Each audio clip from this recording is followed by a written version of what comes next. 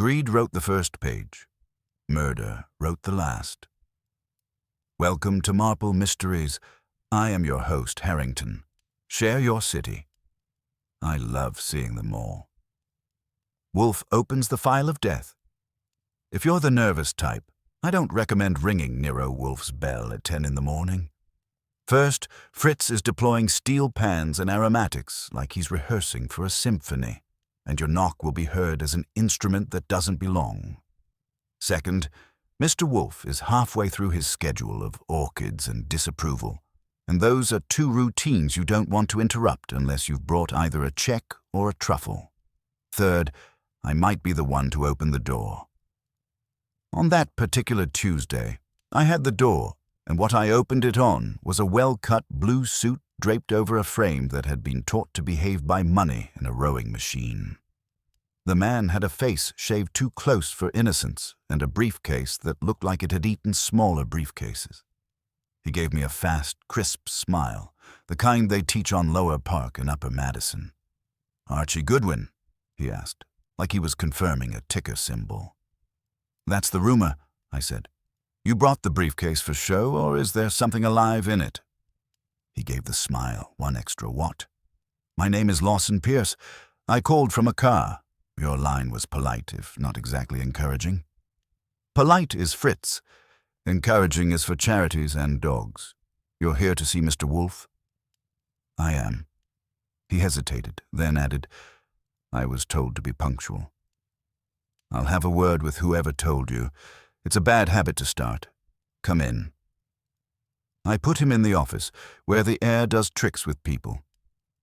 Wolfe's office has a way of telling a man he can sit down and confess, or he can stand up and lie, but either way he'll do it on schedule.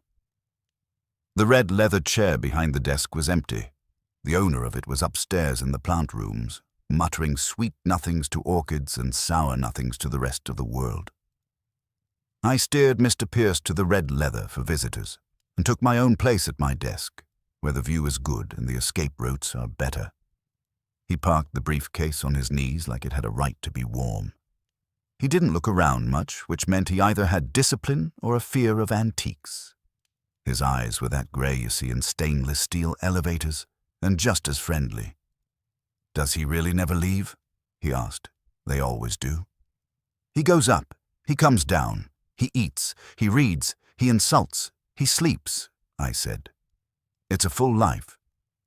Pierce nodded as if that matched a spreadsheet. "I represent March and Brinley. Investment bank, or the other kind of institution that doesn't like to be called one. The first, though in this city the lines blur." He glanced at the door toward the hall, where the elevator to the plant room sits behind it, prim and silent. "I should be frank. I was told Nero Wolfe is unorthodox. That's one of the nicer words. We've heard Baroque, immovable, and once a public menace. What's your word?" He tapped the briefcase. "Necessary." Fritz glided in with coffee as if he had timed it to the syllable, which he probably had. He put the tray on the stand by Wolfe's desk, gave our guest an audit of a nod, and sailed out, leaving behind a scent that would have made a lesser man sign anything shoved under his nose. Pierce didn't take the bait. He had his own brew. Capital, leverage, and trouble. I poured for both of us and let him wrestle with how much to trust the help. "You called from the car, Mr. Pierce," I said, "and now you're here, punctual and all. That suggests urgency. Ordinarily, we sell urgency to the door like a vacuum cleaner. It goes back to the shop unless it pays for itself. Suppose you open the case and show me the blades." He took a breath. Then he did something that wasn't on his script. He looked at the door again, as if by staring he could make a genius appear. When that didn't work, Wolfe's entrances don't respond to longing. Pierce popped the latches and opened up. Inside were folders, the old-fashioned kind, paper thick enough to be loyal. He drew one out as carefully as if it were contagious. "A week ago," he said, "a colleague of mine, an analyst, was preparing a file for an internal risk committee, a portfolio, structured credit instruments tied to commodities that are not as dull as their press releases. I'll spare you the acronyms. You're a gentleman. The file was comprehensive. Transaction memos, counterparty exposures, pricing models, internal emails, and notes of conversations. It was not meant to leave our office. But it did. Walked out. Leaked. He put the folder on Wolfe's desk like it might try something, and he was ready. Or so I thought. Yesterday I received a message, hand-delivered to my apartment. No sender's name. The message said the file would be presented to Nero Wolfe at 10 this morning for safekeeping and, this is the word used, adjudication. Adjudication, I repeated. A fancy way to say you want a referee. Who sent the message? He lifted a shoulder a quarter of an inch. It was either ignorance or imitation. I don't know. And the file. This. Here. This is part of it. The note said the record would be made whole when Mr. Wolfe agrees to terms. It also said Mr. Wolfe would understand why he should do so. I gave him a look I worked up years ago for people who think they're original. You came to deliver a stranger's homework and his confidence. Why not call the police and make their morning? He smiled without feeling. Because the police do not prevent markets from losing faith. They only arrive after. Because the file doesn't confirm a crime in the easy sense, and because there are... He searched for a word and decided to lease one. Intricacies. We have internal politics, competitors who would feast, regulators who would arrive in swarms with subpoenas and cameras. Our chairman would think himself Job with better suits. I was told Mr. Wolfe can separate what matters from what merely screams. I'll pass him the compliment, and he'll hate it. I flipped the folder's top sheet. It was a memo, crisp and proper, from a vice president to a committee with a name that used enough syllables to qualify for a subsidy. I didn't pretend I could decode the formulas without a stiff tutor, but I can smell a nervous paragraph at 10 paces. There were several. Why us? I asked. New York is lousy with attorneys who read footnotes for sport. You decided to bypass them and come to a man who charges by the thought. His mouth tightened. If this file is used improperly, I will know where to look first. Meaning us. Meaning anyone who sees it and isn't bound by loyalty, he said, and it was almost honest. But the note was specific. Nero Wolfe this morning. I can't... He paused. No, I won't ignore that. We both looked at the door then, as if we were rehearsing. The elevator whirred, soft, a throat being cleared, and the door opened. Wolfe came in not because we wanted him to, but because his allotted time for plants had expired. I stood because I preferred to remain employed, and Pierce stood because he was trained. Wolfe crossed the room like a ship showing you the correct speed and lowered himself into his chair. He gave our guest a glance that could grade steel, then shut his eyes and inhaled the room. He knows when there's new money in the air. Good morning, he said. Mr. Goodwin. Lawson Pierce, I said. March and Brinley. He brought you a word. Adjudication, also a folder that believes in itself. Wolfe's lids rose. He regarded the folder without touching it. Mr. Pierce, sit. Explain. Pierce did. He repeated the highlights and added a footnote or two spoken in the careful rhythm of a man who can say, "We did nothing wrong," and "We did nothing right," without changing inflection. Wolfe listened, his eyes half closed, giving away nothing but attention. When Pierce finished, he sat very straight as if posture could negotiate for him. Wolfe said, "Archie." I slid the folder to him. He didn't lift it. He doesn't hurry for paper any more than he hurries for people. You found this on my desk, he told Pierce, which is a mild impertinence. You bring it to me with an anonymous request. You want discretion, acumen, and insurance against your own tumult. What you do not bring is candor. Pierce blinked. I've told you everything. Piffle. Wolfe's fingers made a small tent that could shelter armies. You have omitted the name of the analyst who compiled the file. You have omitted the precise nature of the exposures that made you blanch. You have omitted who, among your colleagues, would benefit from the file's disclosure. You have omitted why the messenger would know my name, my address, and my tolerance for farce. Pierce's jaw flexed. We are being extorted, Mr. Wolfe, by someone with an agenda I can't yet chart. You are being tested, Wolfe said. Extortion is clumsy. This is not clumsy. This is curated. He lifted the top page then and glanced. Does your chairman play chess? Pierce frowned. He golfs. Ah, then someone else plays chess. Wolfe put the sheet down and leaned back. Your note used adjudication. It was chosen to reach me. Whoever sent it knows I declined to move and yet am moved to decide. Archie? Yes, sir. Obtain Mr. Pierce's full particulars. Age, rank, serial number. No, strike that, Kent. Position, duties, and the names of his immediate superior and his immediate inferior. Also the analyst who compiled this, the chair of the committee for which it was intended, and the names of your in-house counsel who would, if they knew of this visit, expire of conniption. Pierce's stare had iron filings in it. You'll accept the case? Wolfe closed his eyes.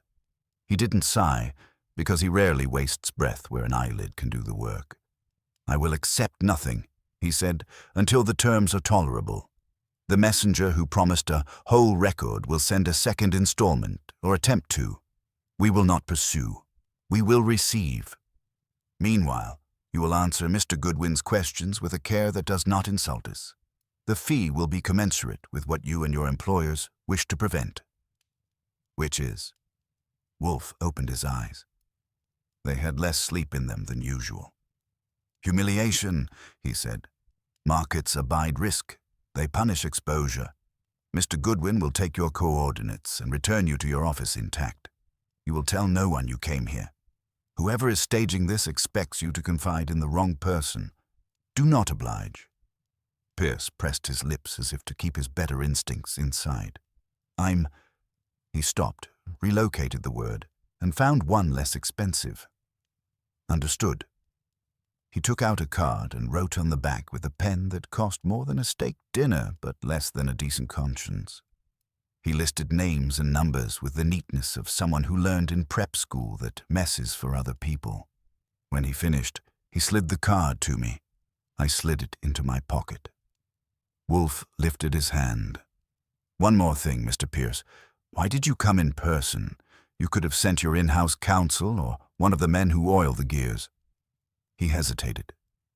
Because the note on my doorstep used my apartment's private door. Only 2 people in my building have that key. Me and the superintendent.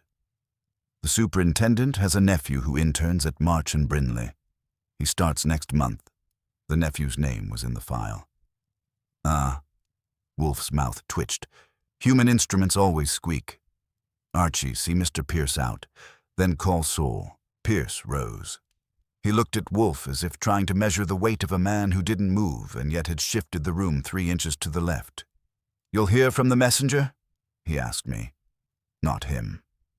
If he's serious, I said. If he's not, we'll hear anyway. That's this city's secret. I walked him to the door.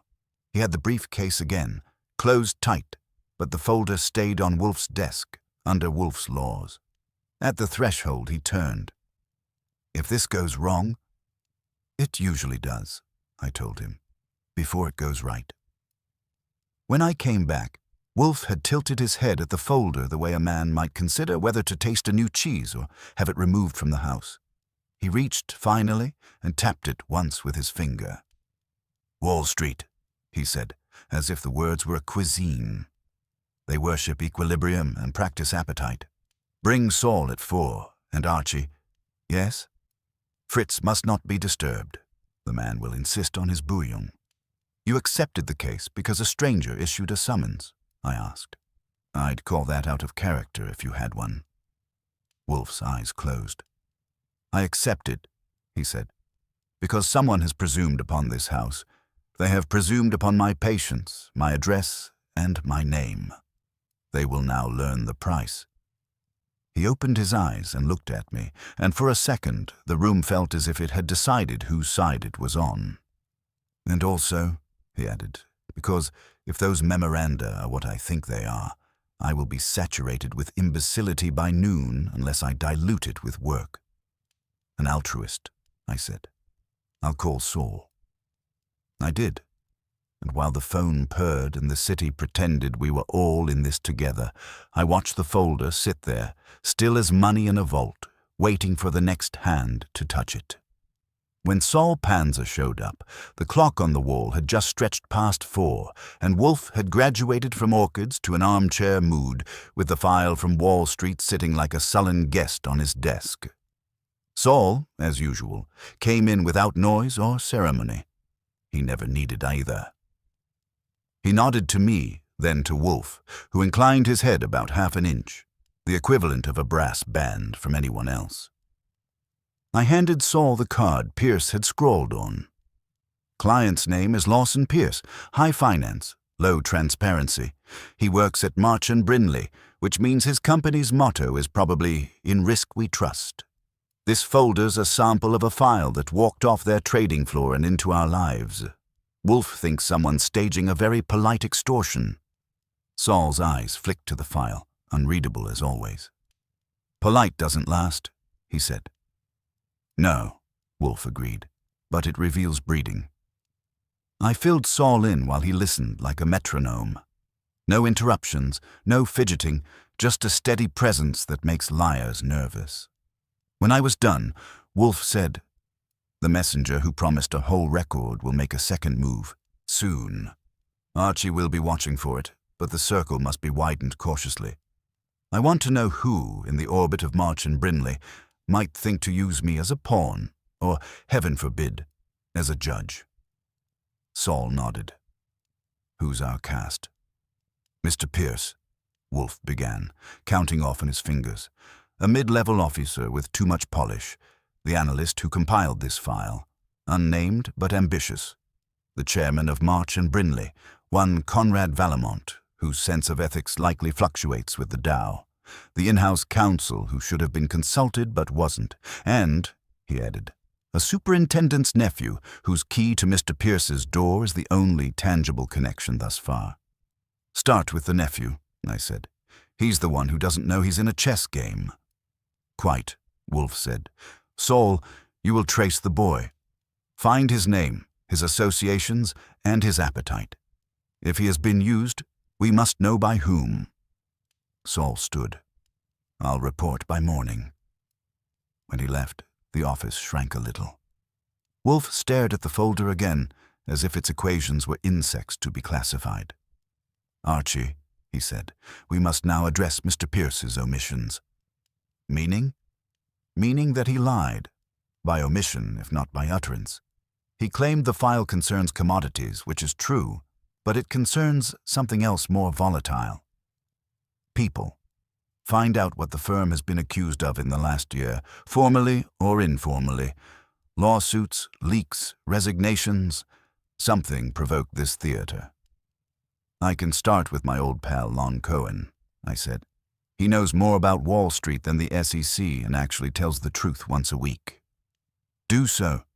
And remember, if this is extortion, the extortionist is methodical. He expects us to react, not to act. We will do neither." That's Wolfe's idea of subtle warfare. Stand still until the other side trips over your shadow. I made my call to Lon from the front room while Wolfe retreated to the kitchen to supervise Fritz in the serious matter of lamb kidneys. Lon picked up on the second ring, his voice already flavored with coffee and deadlines. "Goodwin, tell me you're not moonlighting as a stockbroker." "Worse," I said. "We've got a client from March & Brindley who says someone walked off with a sensitive file and used my boss's name as bait." "March & Brindley, huh? That nest's been hissing lately." He shuffled papers. "Let's see. They had an internal review last quarter over something called the Claiborne Fund.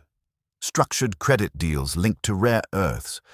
There was talk of inflated valuations and a few resignations.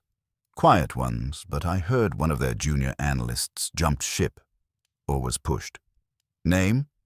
Dunbar, Travis Dunbar. Smart kid, loud opinions. His departure didn't make the alumni newsletter. I scribbled it down. Any rumors about internal enemies? Lon chuckled. Archie, in that building everyone's an enemy until the bonus clears. But Valamont, the chairman, he's been under pressure. The fund's numbers don't match their story, and if someone leaked proof, it could crater confidence. I'd say you're sitting on dynamite soaked in polish. That's what I thought. Appreciate it, Lon. If you hear about a missing file or an analyst who wants revenge, whistle my way. When I returned to the office, Wolfe had settled with his beer and was reading a thin folder as if it had applied for citizenship. I gave him the news in detail. Dunbar, he repeated, a young man discarded by his employers, the ideal vector for resentment. If he possesses both intellect and conscience, he might seek to expose wrongdoing. If he possesses neither, he might seek to sell it. Either way, he intersects our mystery. Should I look him up?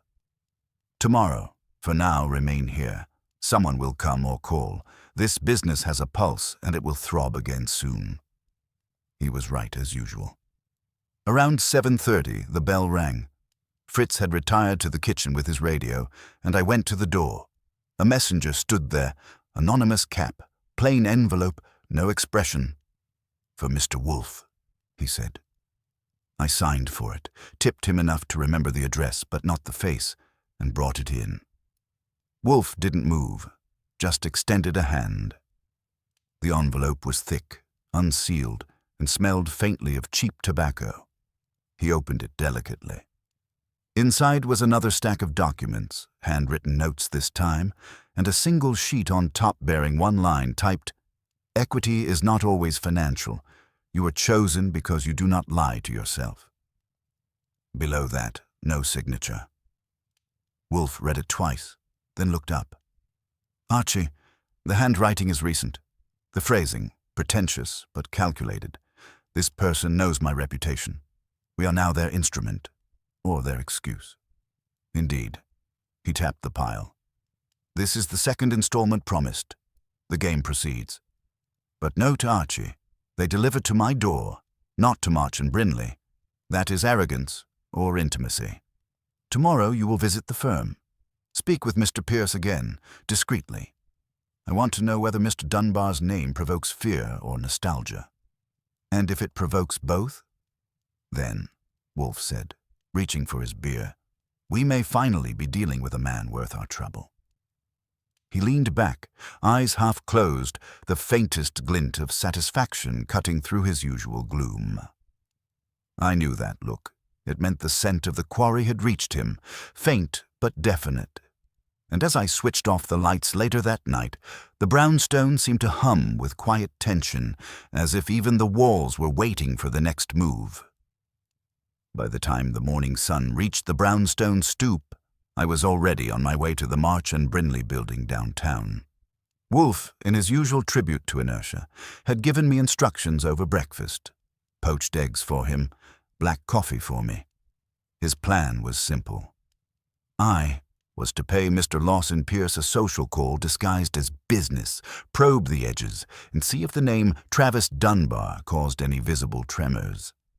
March and Brinley's headquarters looked like all the other temples of finance, glass polished to shame the sky, marble floors that could double as mirrors, and security guards with the expression of men hired to look bored. The receptionist smiled professionally and called upstairs. 2 minutes later, I was being escorted into an elevator by a young woman with perfect posture and a badge that could probably open the Federal Reserve. Pierce's office was on the 24th floor, decorated in the minimalist style that only the very rich can afford to keep spotless. He rose from behind his desk when I came in, suit impeccable, expression cautious. "Goodwin," he said, as though pronouncing a market correction, "I didn't expect you so soon." "You didn't expect to be expected," I told him. "That's the trouble with dropping files into other people's homes. You invite curiosity." He gestured to a chair, and I took it. I assume Mr. Wolfe sent you to verify my existence. He never doubts existence. Motive, yes. Integrity, always. Existence he takes on faith. We received a second package last night. That froze him a little. Already. Typed note, philosophical tone, and a few pages of what looked like personal notes, possibly from someone inside your firm. The name Travis Dunbar, ring any bells? His jaw tightened just enough to answer my question. Where did you hear that?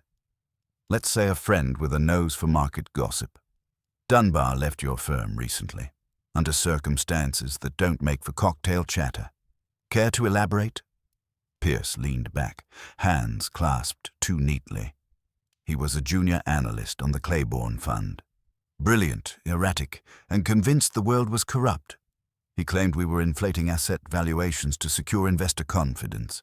When his accusations reached the wrong ears, he was dismissed. I don't know where he went afterward.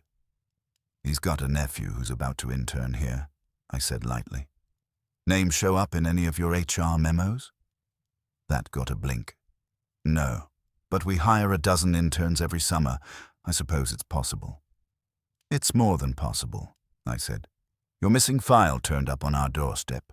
Your personal door key got copied, and the same circle connects a fired analyst, his relative, and your firm's most delicate records. I don't believe in coincidences big enough to rent office space. Pierce exhaled through his nose. Mr. Goodwin, if Dunbar's behind this, he's more dangerous than I thought. He's unstable. He accused senior management of fraud without proof. Fraud or not, he's playing with your documents. That's proof enough of something. He stood abruptly, pacing behind his desk. If he's leaking confidential data, I can't have this handled through official channels. The damage would be incalculable. Mr. Wolfe, does he plan to involve the police? Not unless someone drops dead on his rug, and even then he'd prefer to let the body cool before deciding. Right now, he's interested in motives, not headlines. Pierce stopped pacing. Then tell him this. Dunbar wasn't alone. There were others sympathetic to him. One of them is still here, perhaps feeding him material. That's the only way he could access current files. Names?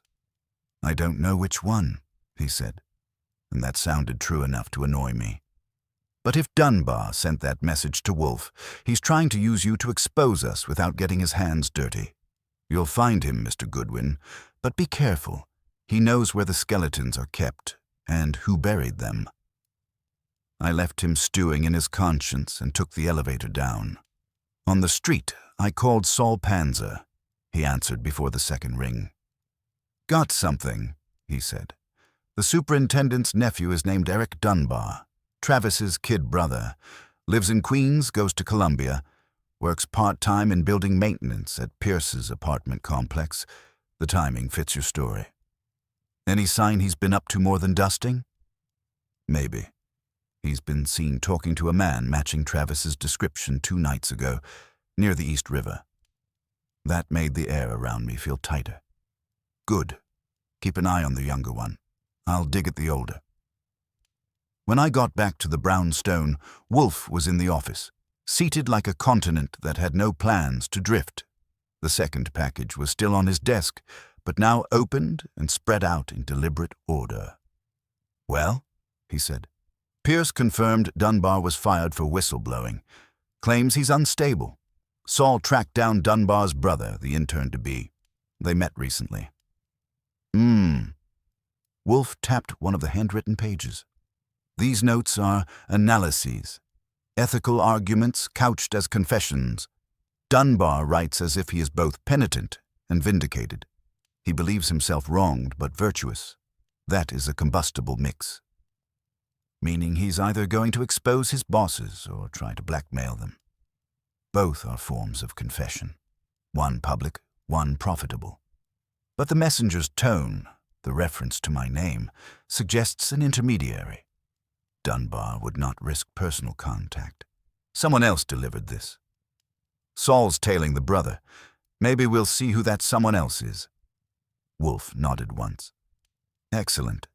Meanwhile, Fritz informs me that our guest, Mr. Pierce, telephoned twice during your absence. He will call again at 8. When he does, you will invite him here tomorrow evening, ostensibly for clarification. We shall oblige him and his colleagues to assemble. I raised an eyebrow. We're already planning the party? It is inevitable. Someone among them is orchestrating this, and the puppeteer must see the stage prepared. When they step into this room, I intend for the mask to drop. That was pure Wolfe. No raised voice, no thrill of the hunt, just calm certainty that the walls would close exactly when he decided they should. I looked at the file, at the papers strewn like evidence waiting to confess, and I knew tomorrow would bring more than a polite visit. The brownstone had already been disturbed. Now it was preparing to bite back. The following morning began the way most of our complicated days do, quietly enough to fool you. Fritz was humming over the clatter of pans. The orchids upstairs were enjoying their morning mist, and Wolfe was behind his desk, reading the Times with the deliberate air of a man keeping civilization in balance by doing so. I had my first cup of coffee and my second thought about what kind of trouble we were courting with Wall Street's elite when the phone rang. It was Saul. "You might want to sit down," he said, which was wasted advice, since I was already sitting. "Eric Dunbar's missing. Didn't show up at his job this morning, didn't go home last night. His landlady says a man came by around 10, asked for him, left with him. Polite, well-dressed, mid-40s. Polite's the new camouflage," I said. "Any leads on where they went?" "Not yet, but I checked the alley behind the building. Someone dropped a torn envelope there, addressed to Nero Wolfe. Empty." I let that settle a moment. "Keep digging, Saul. If Eric's gone missing after a visit from Mr. Polite, this game just moved a few squares closer to check." When I relayed the news to Wolfe, he didn't even look up from his paper. "Predictable," he murmured. "Pressure applied to the weakest hinge. Mr. Dunbar's brother has declared himself an adversary, so someone removes the pawn before it can be used." "You mean Eric's been silenced?" "Perhaps not yet, but someone wishes him unavailable, which means he knows or holds something of value.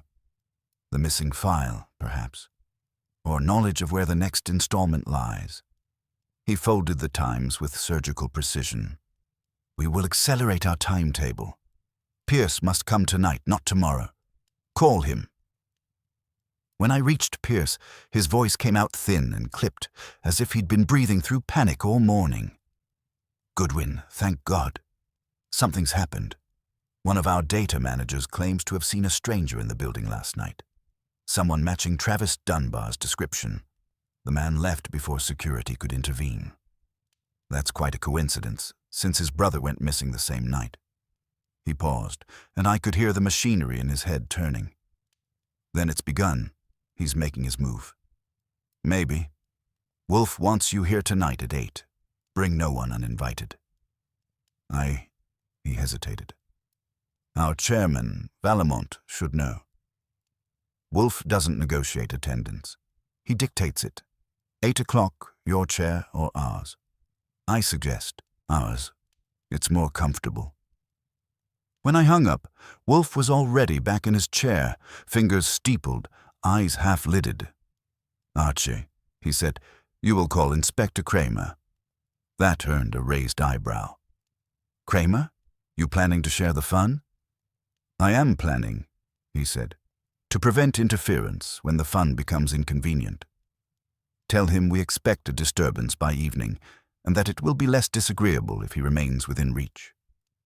Kramer, of course, reacted like a man offered a seat on a ticking bomb. "Wolfe wants to warn me? Hell's freezing over. What's the racket this time?" "Finance, secrets, missing files, and one vanishing young man," I told him. "I'd say there's potential for a corpse before dessert." Kramer snorted. "If Wolfe's cooking up one of his theatrical gatherings again, tell him I'll bring the applause only after someone's in handcuffs." "That's between him and fate," I said. "Just stay tuned." The day trickled by in tense increments.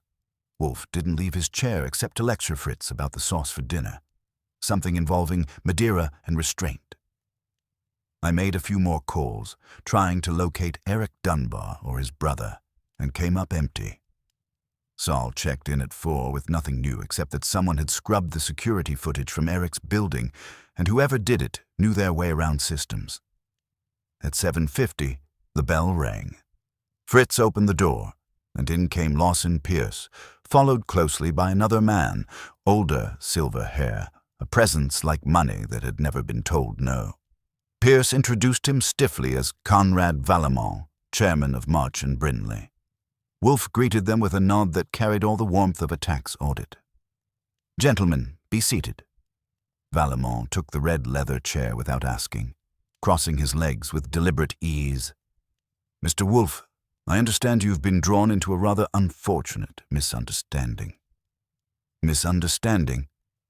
Wolfe's eyebrows made a brief assent. "Your employee brought me a fragment of a confidential file that was delivered anonymously to my home. That is not misunderstanding, that is intrusion." Valamont's smile had edges. "I appreciate your discretion. This matter must remain private." "Then you will have to earn it," Wolfe said. "Mr. Pierce has omitted several details, which I assume you can supply.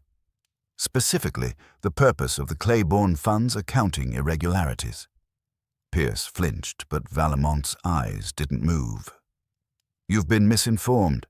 There were no irregularities, only a disagreement over methodology." And yet an analyst named Travis Dunbar found the disagreement compelling enough to risk dismissal, Wolfe replied. "He is now at large, delivering portions of your internal documents to my doorstep, presumably as prelude to exposure. His brother has vanished. That too is a disagreement." Valamont's composure wavered for the first time. "You have no proof those two events are related?" "None at all," Wolfe said smoothly, "which is why you're here. You wish to contain a contagion before it spreads. I am merely the isolation ward." The air thickened. Pierce shifted in his seat. Valamont's knuckles whitened on the armrest. "Finally," Pierce said, "if Dunbar intends to leak more data, he'll ruin us. Hundreds of millions." Wolfe raised a hand. "I am not your janitor. I will not plug holes you have drilled yourself, but I am curious why Mr. Dunbar would think to involve me, unless someone suggested it." Valamont's eyes narrowed. Meaning, Wolfe said, his voice cooling to marble, "that the note accompanying the second package contained a compliment too personal to be casual. Someone familiar with my habits, my distaste for movement, my reliance on intellect, framed this as a moral test. That implies the messenger knew both parties, the leaker and myself. Who among your associates knows me well enough to stage such theater?" Pierce swallowed hard. Valamont didn't answer. I broke the silence. "Maybe someone who's already tried to buy influence. Someone who thought Wolfe would clean their mess if dressed as ethics." Pierce turned to Valamont. "You said you'd handled it. That Dunbar was finished." Valamont rose sharply. "Watch your tone, Lawson." "Sit," Wolfe said softly. It wasn't a suggestion, and to his own surprise, Valamont obeyed. At that moment, the doorbell rang again. Sharp, insistent. I went to answer it. On the step stood Saul Panzer, and beside him a young man, pale, disheveled, with fierce sweating through his collar. Saul said quietly, "Found him, Archie.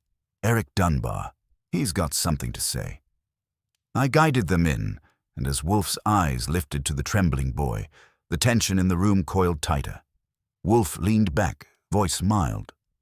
"Ah," he said, "at last, a piece that moves of its own accord." Eric Dunbar looked like a man who had been running from his own shadow and just realized it had better stamina.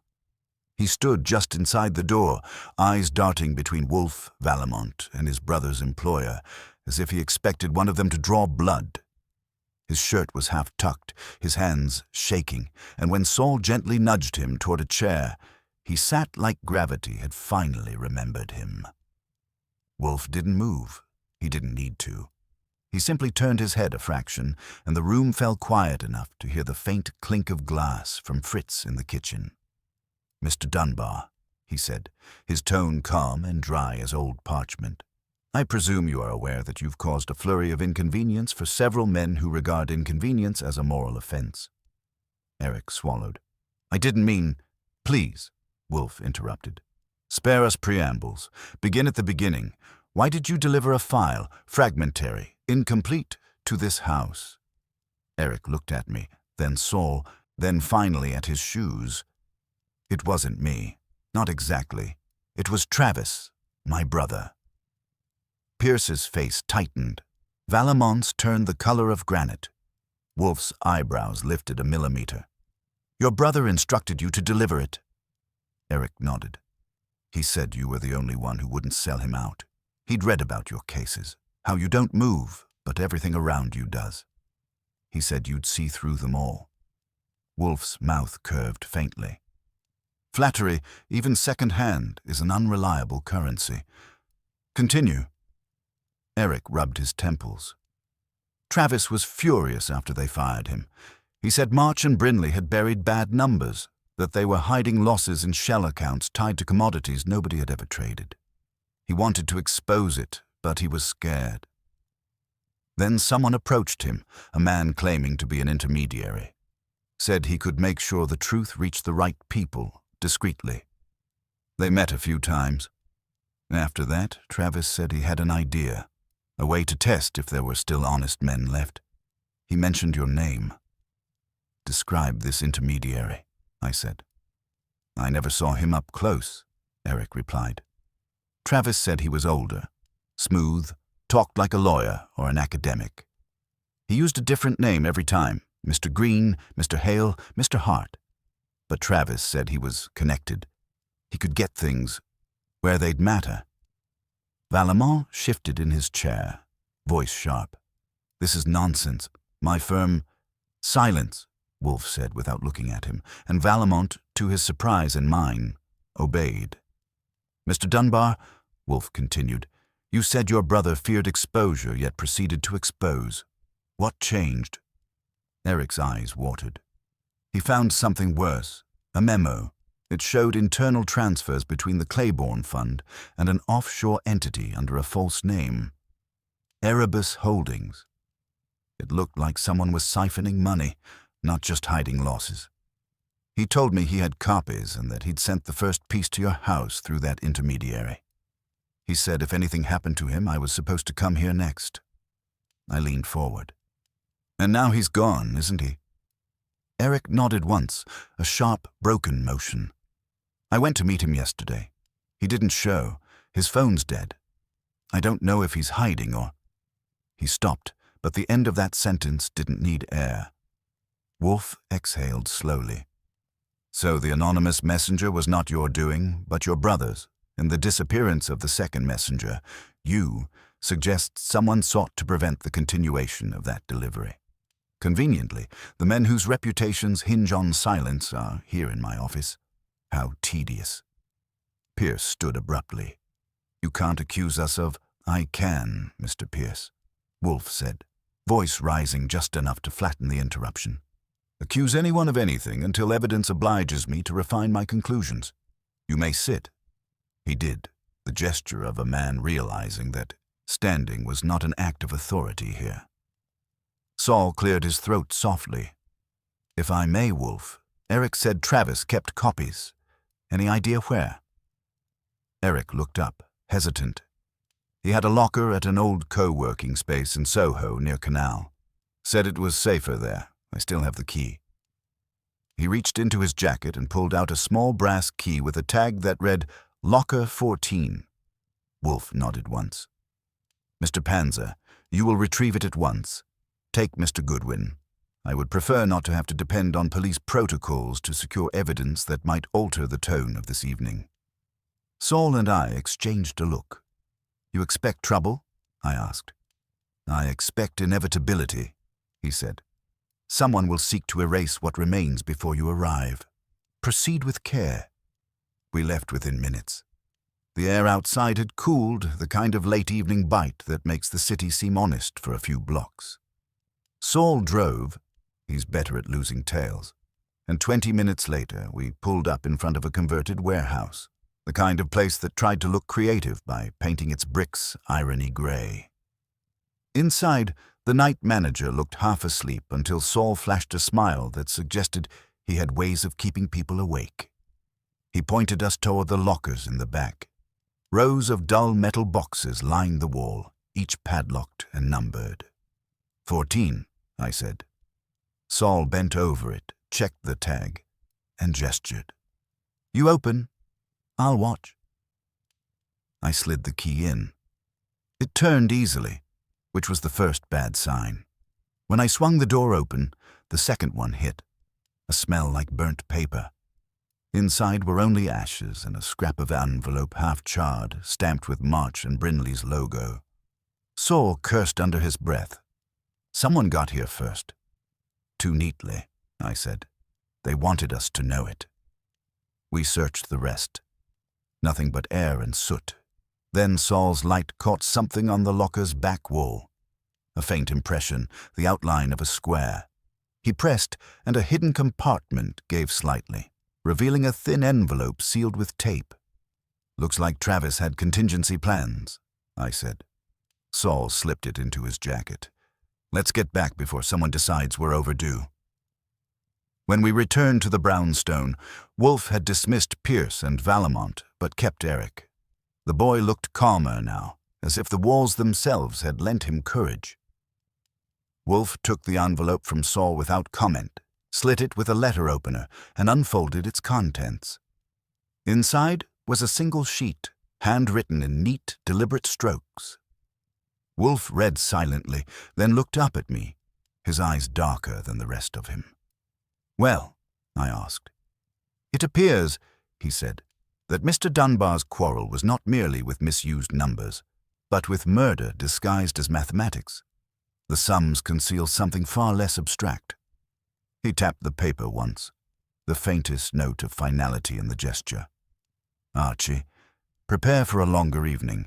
The men we dismissed will return, before dawn, whether invited or not. Wolfe sat still for a long moment after reading that note, and when he finally moved, it was only to lay the sheet on his desk as if it were a relic too delicate to disturb. His gaze shifted to Eric Dunbar, who sat hunched in the red chair, twisting his hands like he could wring the truth out of them. The silence in the room thickened until it had its own weight. Mr. Dunbar, Wolfe said at last, your brother's genius was not confined to finance. He understood leverage, both moral and mathematical. This note confirms it. Eric's voice was a whisper. What does it say? Wolfe didn't answer directly. He looked at me. Read it, Archie. I picked it up and scanned the page. Travis Dunbar's handwriting was crisp, controlled, but you could feel the pressure of every stroke. It wasn't numbers. It was narrative.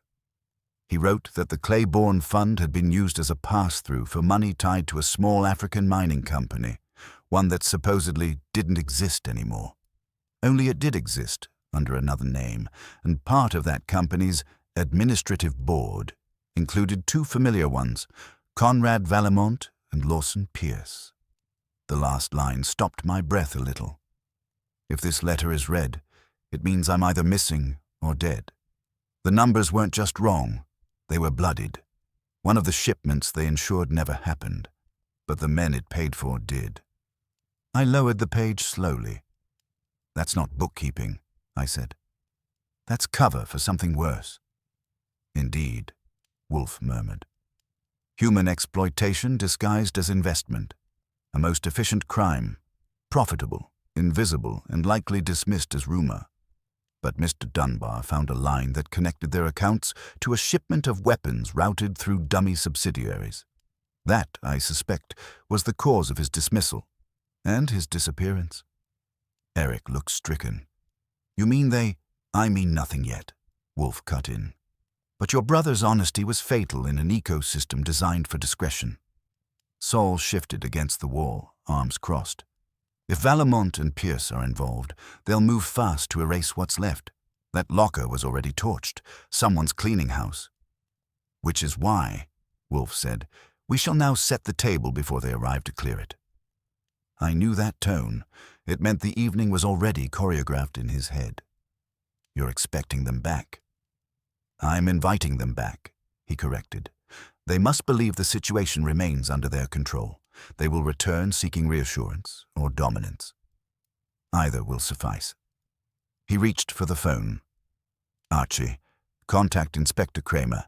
Inform him that his attendance this evening is no longer a courtesy. It is a necessity.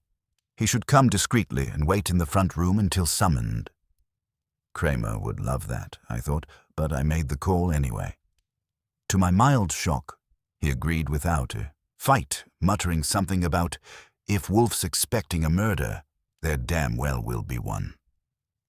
When I hung up, Wolfe was reading Travis's letter again, lips moving faintly as if tasting the words. Then he folded it neatly, placed it in the center of his desk, and spoke without looking up. Mr. Dunbar, you will remain here under my protection. Fritz will prepare you food in a room upstairs. You're not to answer the door, the phone, or your own conscience until I permit it. Eric nodded, pale and trembling. Saul escorted him out, and the brownstone was quiet again except for the faint rustle of Wolfe's handkerchief as he polished his glasses. At 8:30, the bell rang. Fritz let them in. Valmont entered first, polished as ever, but this time there was a crack in the polish. His eyes darted, assessing, calculating. Pierce followed, looking like a man who'd slept inside a worry. Wolfe didn't rise. He gestured toward the chairs as if he were receiving late guests to a dinner that had already gone cold. "Gentlemen," he said, "thank you for your punctuality." Valmont wasted no time. "You insisted on meeting again. I assume you found something." "Assume nothing," Wolfe said. "But your firm's former employee, Mr. Dunbar, has written an interesting account of your fund's behavior. I've read it. The conclusions are unflattering." Pierce's voice came out thin. "You have it." "Where?" Wolfe smiled faintly. "I did not say I would return it." Valmont's patience snapped. "Mr. Wolfe, this is blackmail." "Sir," Wolfe said with deadly calm, "when I blackmail, I name a price. I have named none. I am, at present, simply an observer of men who confuse outrage with innocence." Valmont rose half out of his chair, color rising. "You think you can threaten us with the scribblings of a paranoid subordinate." He was dismissed for incompetence. "An interesting defense," Wolfe murmured, "given that the man's supposed incompetence exposed a web of shell accounts and transactions you failed to report. I have verified enough of his arithmetic to know it is not fantasy." Pierce stood abruptly, voice breaking. "For God's sake, Conrad, stop pretending. He knows." Valmont turned on him, furious. "Sit down, you fool." That was the moment Wolfe lifted his hand, as if conducting an orchestra. "Archie," he said. I opened the door to the front room. Kramer entered, hat in hand, cigar clenched like a weapon. The sight of him hit Valmont like a financial statement gone red. "Good evening, gentlemen," Kramer said. "I hear there's an accounting problem." Wolfe leaned back, satisfied. "Inspector, these men have confessed to nothing, but they will.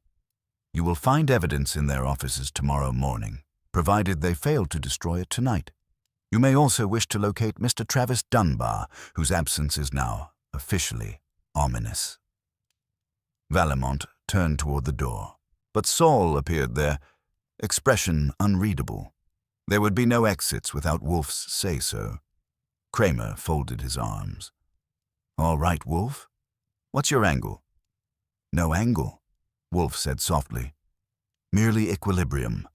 A man tried to expose rot, and the rot consumed him. If Mr. Dunbar still breathes, he deserves air. If not, his words will suffice. The numbers, the transfers, the falsified reports, they are all within March and Brinley's records. You will find them, Inspector, as surely as you will find who ordered their concealment. Vallemont's voice cracked. You can't prove anything. Wolfe smiled. A small, chilling thing.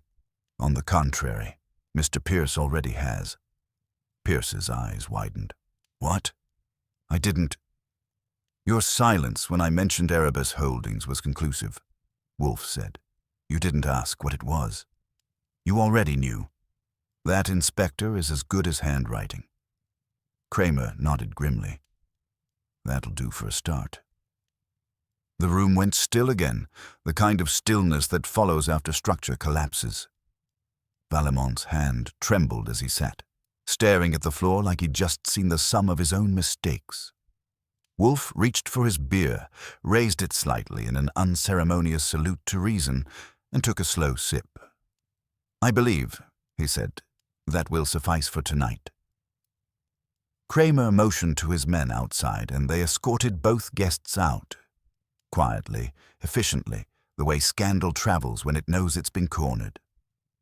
When the door closed, Wolfe let out a long sigh, not of fatigue, but of grim satisfaction.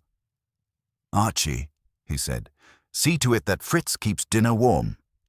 Justice, however indirect, sharpens the appetite. And as he turned his chair slightly toward the orchids, I thought of Travis Dunbar, brilliant, reckless, and perhaps already gone, and wondered if justice ever truly balanced the books it tried to settle. The silence that followed Kramer's departure felt heavier than the footsteps that had carried Vallemont and Pierce out of the brownstone. Wolfe didn't speak for a while, which meant his mind was working in the quiet, sorting through the night like a ledger full of small crimes. Fritz moved about softly in the kitchen, probably pretending not to listen. Saul lingered by the door, hat in hand, waiting for Wolfe to break the spell. I finally did it for him. So, the big fish are in the net, Kramer's happy, and you can return to your orchids. Except I can see from here you're not satisfied. Wolfe's eyes opened lazily. I am not an accountant, Archie. Kramer is welcome to his arrests, but arithmetic without the final digit offends me. Meaning? Meaning, he said. We have an incomplete equation. 2 men exposed, 1 man vanished. Until I know which hand removed Travis Dunbar from the board, I cannot consider this affair concluded. Saul nodded once. You think he's dead? I think, Wolfe replied, that men like Vallemont delegate unpleasant tasks. The question is to whom, and why the task was executed prematurely. Someone acted ahead of schedule. I leaned back in my chair. Could have been that so-called intermediary Eric mentioned, the man with too many names. Precisely, Wolfe said. That is the thread. Find the intermediary, and we find the truth of Dunbar's disappearance. Saul straightened. I can start tonight. No, Wolfe said. Tonight you will rest. Tomorrow morning you will go to March and Brinley's offices. The records Kramer seizes will show communications between the firm and Erebus Holdings. Somewhere in that correspondence, the intermediary's shadow will appear. Saul nodded and took his leave. I stayed because I'd learned the hard way that when Wolfe stays in his chair past midnight, something's coming. Sure enough, around 11, the phone rang. I picked it up. A woman's voice, low and controlled, came through the line. Mr. Goodwin, this is concerning your recent inquiry at March and Brinley. Depends who's asking.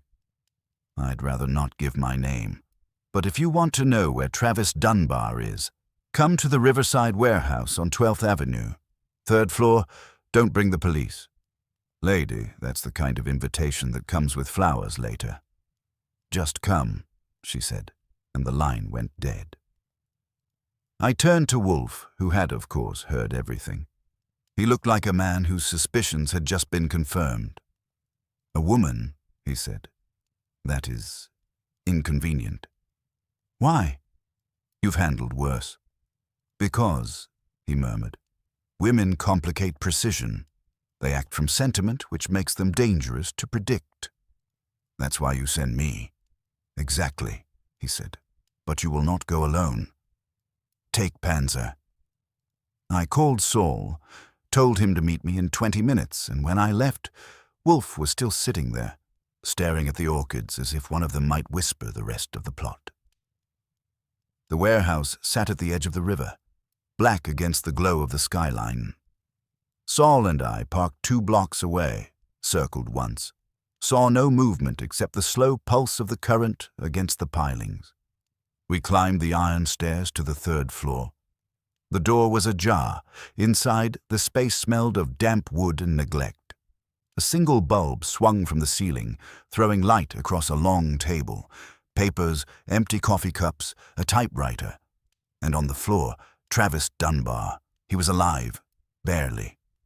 Bound to a chair, head tilted forward, a bruise blooming on his temple. Saul checked the pulse, nodded. Still breathing. I untied the ropes and Dunbar's eyes fluttered open. "Eric," he croaked. "He's safe," I said. "We've got you now." His eyes focused slowly. "No, not safe. She—" He coughed hard, then clutched my arm. "The woman. She took copies. Said she'd deliver them to Wolfe if I didn't play along." "Who is she?" He swallowed. "Ellen Brindley." That name dropped like a bomb between us. Saul's eyebrows shot up. "As in the Brindley?" "Valimont's partner's widow," I said. "She's the other half of the firm's name, the ghost behind the gold." Dunbar nodded weakly. "She wanted to destroy Valimont. Said she'd expose everything, but she needed proof first. Then she disappeared. I thought she was bluffing." "She wasn't," Saul said. "She's the one who called." I looked at Dunbar. "Can you move?" He tried and failed. "Go. She's coming back.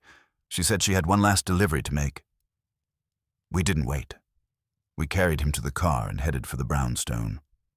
Wolfe was waiting at the door, unusual for him, but not surprising given the hour. He took one look at Dunbar and frowned deeply. Alive, but inconveniently talkative, I hope. "Barely," I said. "He says Ellen Brindley's our missing link. She played both sides, fed Wolfe the files, fed Valimont the illusion of control. And she's still out there." Wolfe's eyes narrowed. "A widow with access, grievance, and intelligence. Yes. She used Dunbar's outrage as bait and me as validation. Clever. She will come to finish her narrative. Soon." I didn't ask how he knew. Wolfe's sense of timing is part instinct, part sorcery. Instead, I got Dunbar settled on the couch while Fritz fetched something that smelled like it could resurrect the dead. At 1:12 a.m., the doorbell rang again. Wolfe didn't flinch. "Archie," he said quietly, "open it and do not be startled." I did as told. Ellen Brindley stood there, tall, calm, wrapped in a dark coat that looked too dignified for midnight errands. Her face was composed, her eyes bright with something between victory and despair. She held an envelope in one gloved hand. "For Mr. Wolfe," she said. "The last file." I stepped aside and she entered the office like she'd been expected. Wolfe gestured toward the chair opposite him. She didn't sit. "I wanted Valimont ruined," she said simply. "He destroyed my husband's firm and used me as a shield. I thought Dunbar could help me prove it, but he was too honest. He wanted justice. I wanted balance." "Balance," Wolfe repeated softly. "A convenient synonym for vengeance." She smiled faintly. "Call it what you like. It's done now. The truth's there." She placed the envelope on his desk, turned toward the door, then stopped. "You'll tell them he wasn't innocent, won't you? My husband, he wasn't clean, but Valimont was filthier." Wolfe's voice was almost kind. "Madame, in my experience, guilt is not a binary condition. It is cumulative." She nodded once, as if that were absolution enough, and left before anyone could stop her. I looked at Wolfe. "Should I follow?" He shook his head. "No, she will not run. The conscience rarely travels far." He opened the envelope. Inside were more ledgers. Final proof tying Valamont's empire to arms trafficking and fraudulent accounts, a blueprint of greed. Wolfe closed it slowly, the faintest sigh escaping him. "Archie," he said, "wake Kramer. Tell him to come for the coda. The lady has played her final note." And as I reached for the phone, I realized the game had ended exactly as Wolfe liked it. No violence, no chase, just precision. A mind cornered by its own logic, confessing to the inevitable. When Kramer showed up, the night had already turned the city into black glass. He came in without ceremony, grumbling under his breath, his hat jammed low and his temper high. Fritz gave him coffee, which was about the only part of the encounter he enjoyed. Wolfe, meanwhile, hadn't moved from his chair. The new envelope sat on the desk beside the folded letter from Travis Dunbar, and for once even Kramer seemed to sense that the room had more gravity than usual. "All right, Wolfe," he said, setting his cup down hard. "You called me out of bed and made me walk into another mess. What have you got this time? A confession, a corpse, or both?" Wolfe inclined his head. "Neither, Inspector. For the moment, we possess only the truth, which is considerably less convenient." Kramer scowled. "Try me." "Mrs. Ellen Brindley," Wolfe said, "arrived an hour ago. She delivered the final evidence concerning her late husband's firm and Mr. Valamont's extracurricular pursuits." March and Brindley was not merely a brokerage. It was a laundering conduit for the purchase and distribution of weapons through an array of intermediaries, some quite unsavory. The profits were hidden within the Claiborne Fund, buried in layers of false trades and offshore diversions. Mr. Dunbar uncovered the arithmetic. Mrs. Brindley supplied the intent.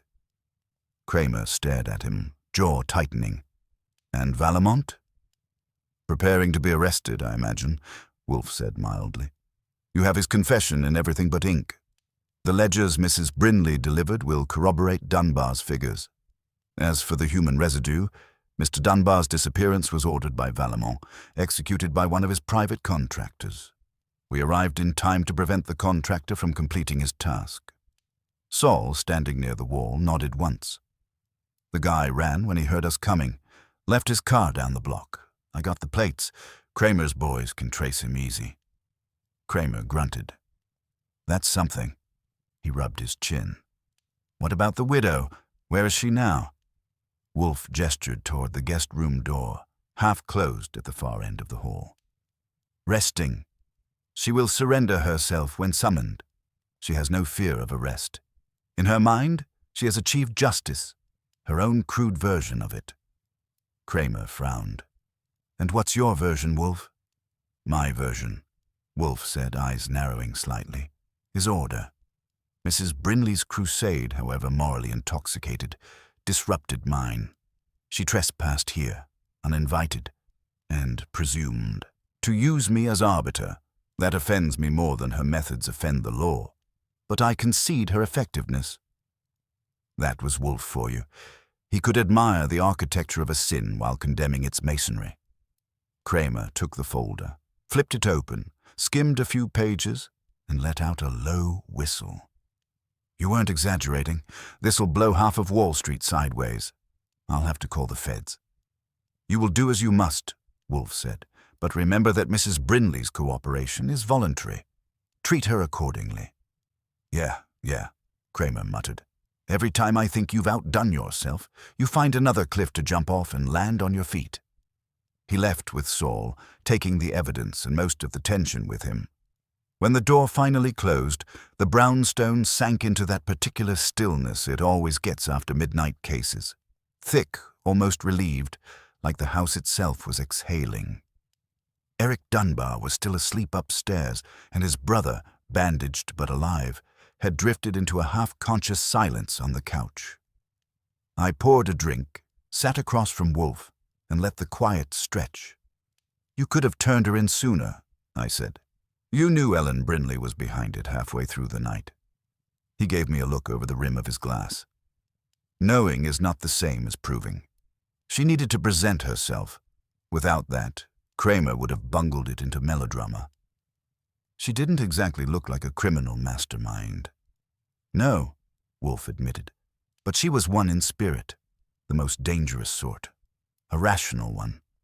She understood her own guilt and accepted it as the price of her purpose. I find that unsettling. You mean admirable. He scowled faintly. Do not misinterpret me, Archie. I admire efficiency, not hubris. She believed she could curate justice.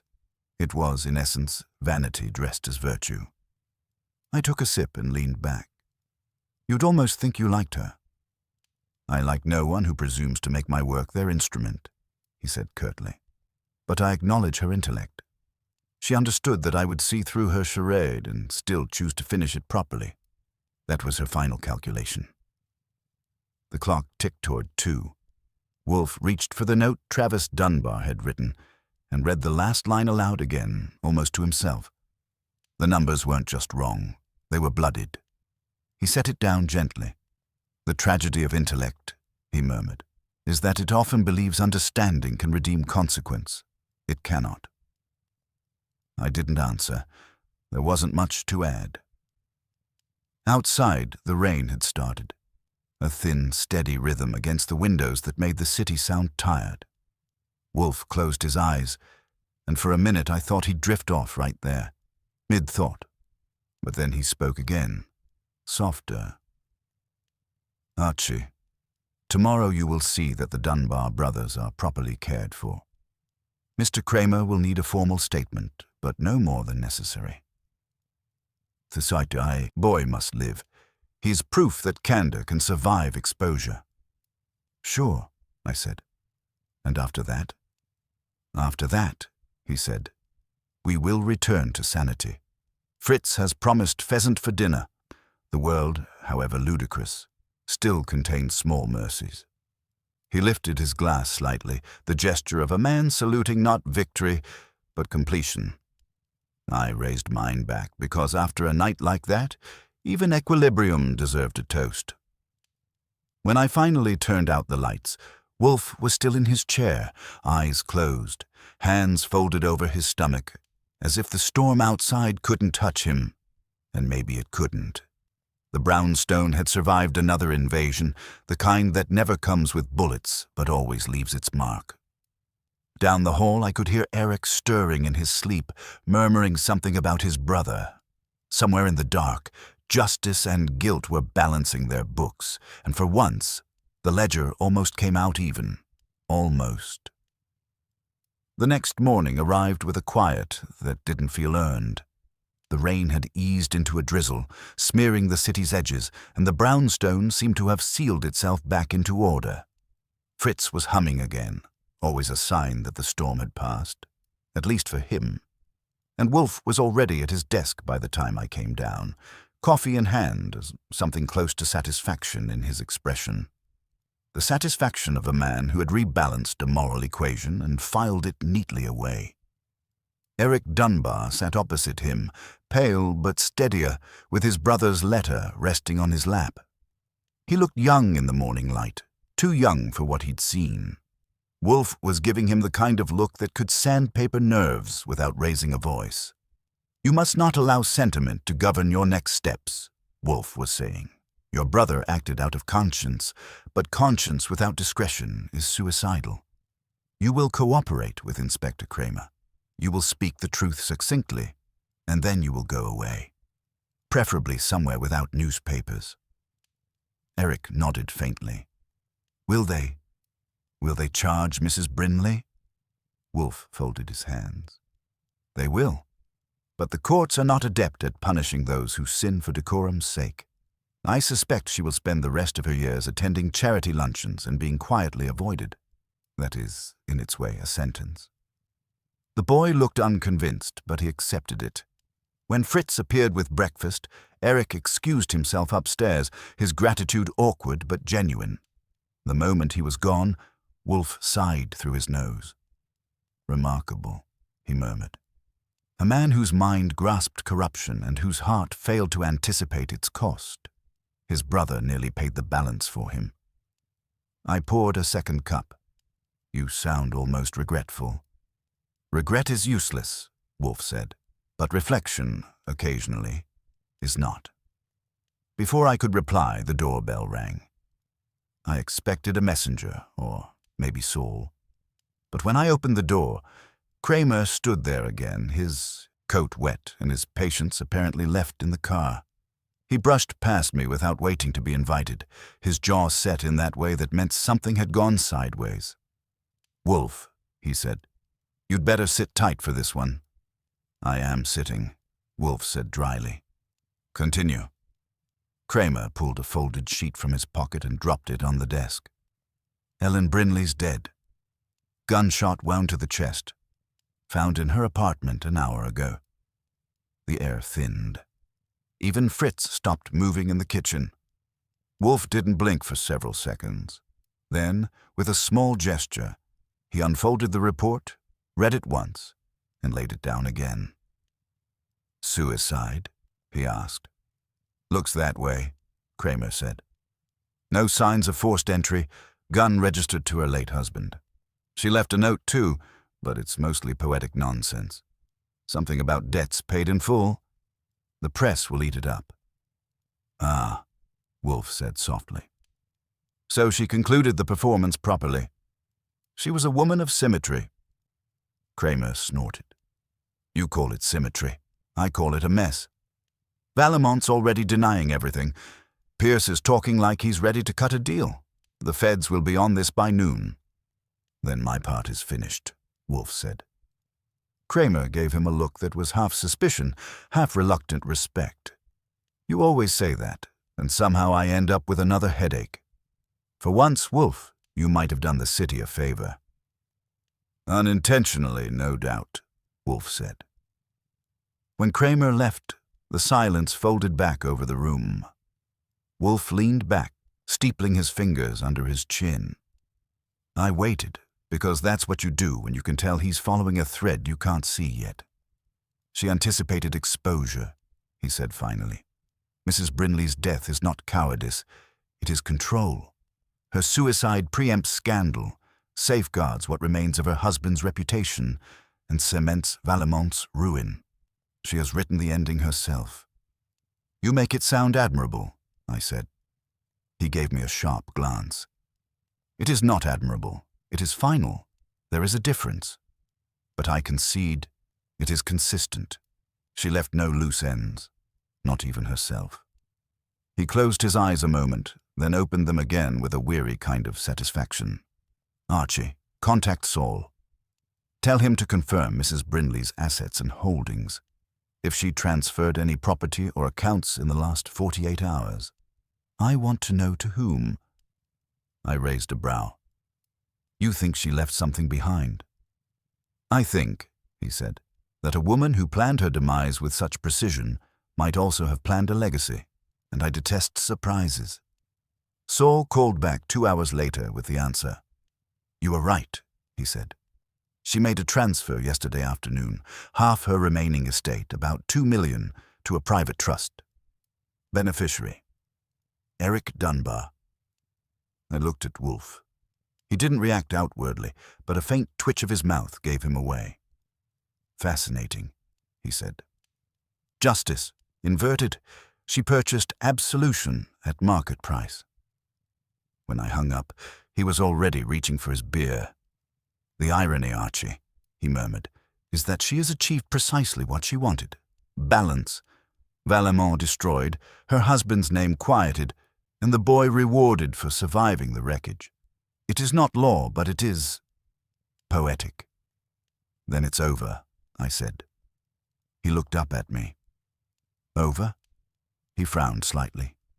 "Nothing involving human greed is ever over. It simply lies dormant until rediscovered. The brokers will rebuild, the numbers will shift, and another fool will stumble into virtue. The cycle continues." "Comforting thought," I said. "It is an accurate one," he corrected. Outside, the drizzle had turned to sunlight, pale and temporary, glinting off the wet pavement. Fritz called us to lunch, and I followed Wolfe into the dining room, where the table was already set, every utensil aligned with military precision. As we sat, Wolfe inhaled deeply, his appetite apparently restored. "Archie," he said, cutting into a pheasant breast, "you may inform Mr. Kramer that I am not available for further testimony. I have concluded my obligations to justice for the week. Should I tell him you're booked solid with ethics and digestion?" "Precisely." He took another bite, chewed thoughtfully, then looked at me. "You will write your report, of course, but omit the details of Mrs. Brinley's end. Let her have her final illusion.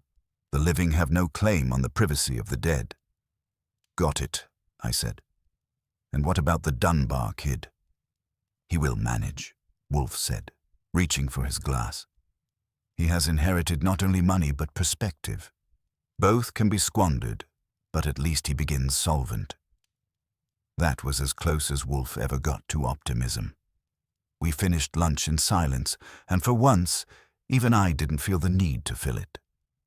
The brownstone had returned to its natural rhythm, measured, steady, untouched by the noise outside.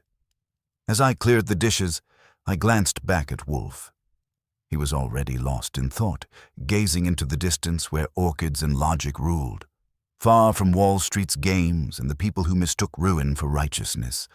And for a moment, I envied him that peace, the kind that comes only to men who never leave their chair and still manage to move the world. The next day unrolled slow, as if the city itself were catching its breath after a long argument. I spent most of the morning writing up my notes, which was less about accuracy and more about trying to make sense of what had happened.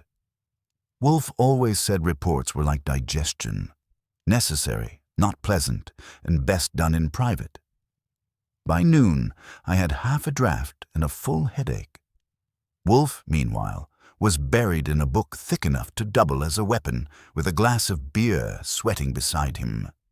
Every so often, he'd grunt in approval at a passage or frown at a page, the way a composer might correct a misplaced note. It was his way of resettling the universe, one well-chosen phrase and one well-cooked meal at a time. Just after lunch, the phone rang. Fritz picked up, then appeared at the office door with his usual quiet precision. "Inspector Kramer, sir." Wolfe sighed like a man interrupted mid-sentence in a sacred text. "Send him in." Kramer entered, carrying a face that said he'd had less sleep and more politics than was good for him. He didn't wait for an invitation before dropping into the red leather chair. "You'll be happy to know Valamont's already singing.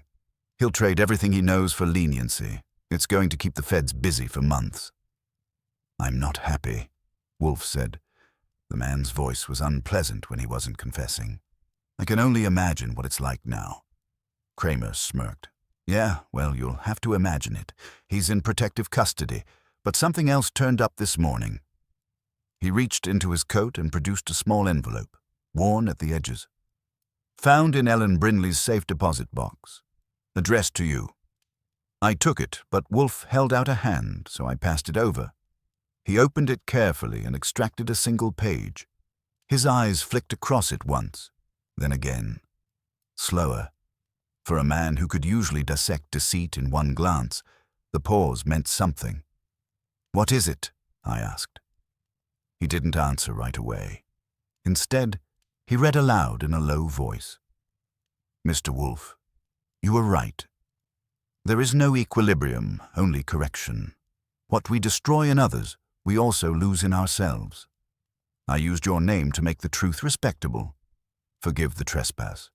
You, of all men, will understand why silence must finish what words began." Kramer scratched his chin. "Sounds like she was apologizing for using you." "Apology," Wolfe murmured, folding the letter, "is often a form of vanity. But yes, that was her intent. She knew I would resent being made her instrument, so she sought posthumous permission." I leaned forward. "So that's the final note. She clears her conscience, dies on her terms, and leaves you with the moral cleanup." "Precisely," Wolfe said, "and she leaves the rest of us to decide whether her contrition absolves her manipulation." Kramer stood. You can debate her soul, Wolfe. I've got to deal with her legacy. The feds are sniffing through every company her husband touched. You wouldn't believe how deep it goes. I would, Wolfe said. Depth is never the surprise. It's how willingly men drown themselves for profit that astonishes me. When Kramer left, closing the door a bit too loud behind him, Wolfe stayed still, eyes closed, fingertips pressed together. I could almost hear the gears working in that cathedral of a brain. You're not done thinking about her, I said. On the contrary, he replied, I am done thinking for her. Mrs. Brinley played her hand with precision, but her final move was unnecessary. Death, though dramatic, is rarely the most rational conclusion. Maybe she couldn't live with what she'd done. Then she should not have done it, he said simply. I stood, stretched, and crossed to the window. Outside, the drizzle had dried to mist. The street looked harmless again, as if the whole affair had been a bad dream the city had already forgotten. You know, Wolfe, if you ever wrote a book of moral philosophy, it'd sell about 12 copies, all to people who hate themselves. He gave me a sidelong glance. Nonsense. It would sell well enough if I permitted illustrations. That earned a grin. But even as I laughed, I could tell he was still somewhere else, sifting through the sediment of motive and guilt. A few minutes later, Fritz appeared with coffee and a tray of delicate pastries that looked too fragile for human hands. Wolfe ate one, chewed, and then said without looking up, Archie, Mr. Dunbar will be leaving this afternoon. See that he has what he needs. Train fare or moral guidance? Both are transient commodities. Provide whichever lasts longer. I went upstairs. Eric was packing a small suitcase Fritz had lent him, folding shirts with the clumsy care of someone who's never owned enough to have practice. When he saw me, he straightened, half smiling. I don't know how to thank either of you. You can start by not getting yourself killed for the next good cause that wanders by. He looked down. My brother used to say the same thing. I thought he was just cautious. He was smart. There's a difference. He nodded, closed the suitcase, and held out his hand. Tell Mr. Wolfe I'll keep quiet, just like he asked. But tell him he was wrong about one thing.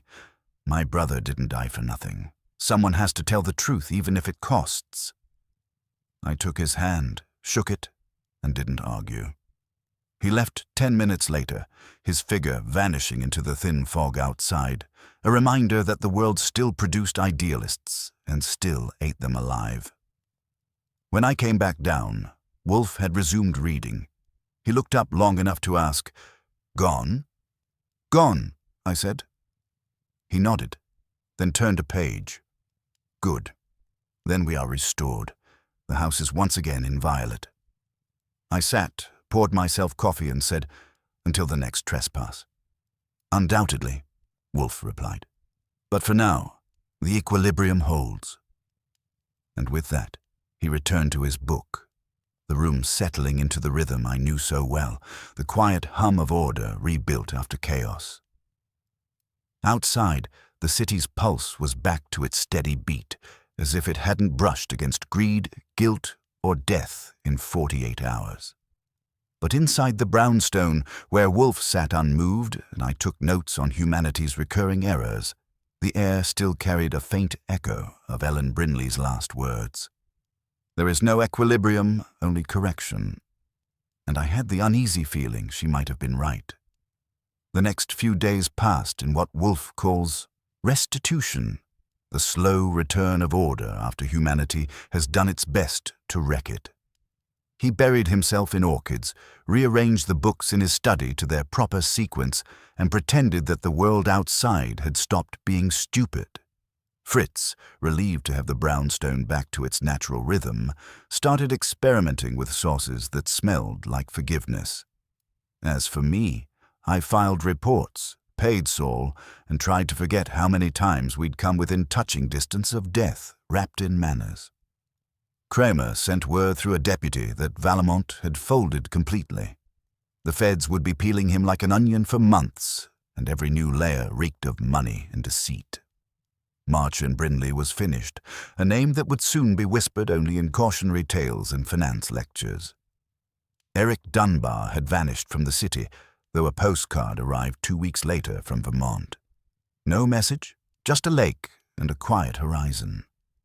Wolfe looked at it once and said, "The boy is alive. That will suffice."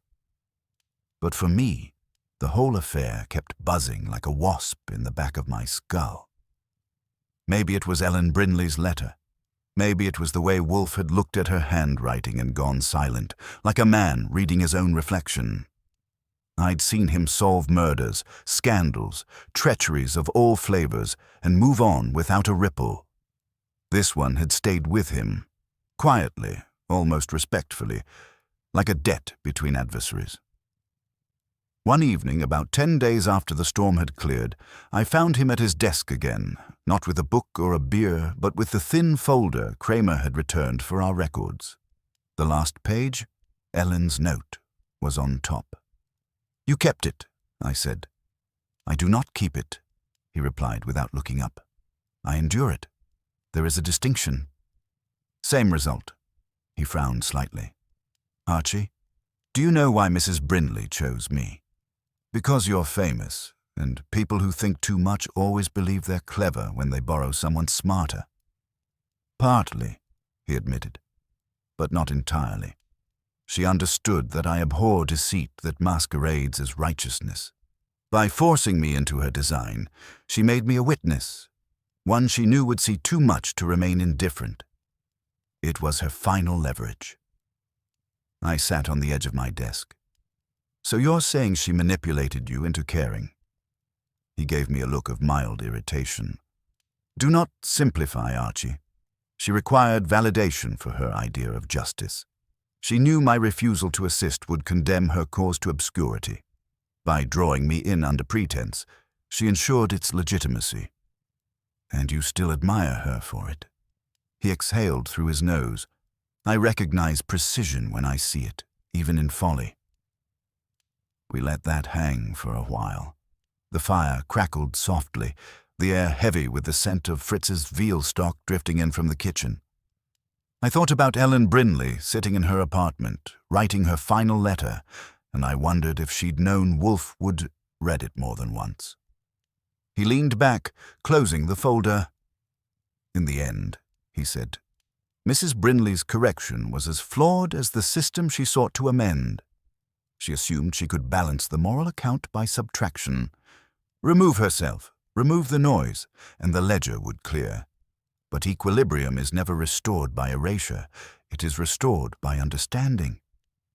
"That's a nice theory," I said, "but it doesn't help much when the dead don't get to argue." He nodded once. "No, but the living do, and they will argue until the end of civilization, at which point, I hope, they will at least do so with better diction." I grinned. "You sound almost philosophical." He scowled. "Heaven forbid." Dinner that night was a quiet affair. Pheasant again, because Wolfe insists repetition refines appreciation. Afterward, he retired to the orchids, muttering about humidity levels, while I lingered in the office, tidying papers that didn't need tidying. The city outside hummed with the usual blend of ambition and self-destruction. Somewhere, another case was probably gestating, waiting for a man too clever to resist and another fool to stumble through our door. When Wolfe returned, his hand smelled faintly of soil and orchid pollen. He lowered himself into his chair, picked up his beer, and studied the fire for a long moment before speaking. "Archie," he said, "if Mrs. Brindley had lived, she would have become insufferable." "That's comforting," I said. He nodded. "But she achieved what she wanted. That is rare enough to warrant respect." He took a sip, eyes fixed on the flame. "And you, Archie? What did you learn?" I thought about it. That justice and balance aren't the same thing, and that you can be right and still lose more than you win. "Good," he said. "That is the beginning of wisdom. Fortunately, wisdom is overrated." He leaned back, closed his eyes, and let the room settle around him like it was exhaling. The firelight flickered across his face, carving him out of shadow and intellect, and for once he looked not just content, but, if I'm not imagining things, human. I poured myself one last drink and sat across from him. Outside, a cab passed, headlights sweeping the walls like slow applause. "So that's it," I said finally. The file from Wall Street closed, balance restored, justice optional. Wolfe didn't open his eyes. Justice is never optional. It is merely deferred until someone with an appetite demands it. And that, I suppose, was his version of closure. By the time I went upstairs, the house was quiet, and the city beyond it was loud again. The brownstone had reclaimed its peace, but peace around Wolfe never lasts. It only pauses, waiting for the next fool to ring the bell. I turned out the light and thought, not for the first time, that maybe that's what keeps us both going. Not justice, not even balance. Just the certainty that somewhere out there, someone is lying, and Wolfe, from his chair, will always be waiting to correct it.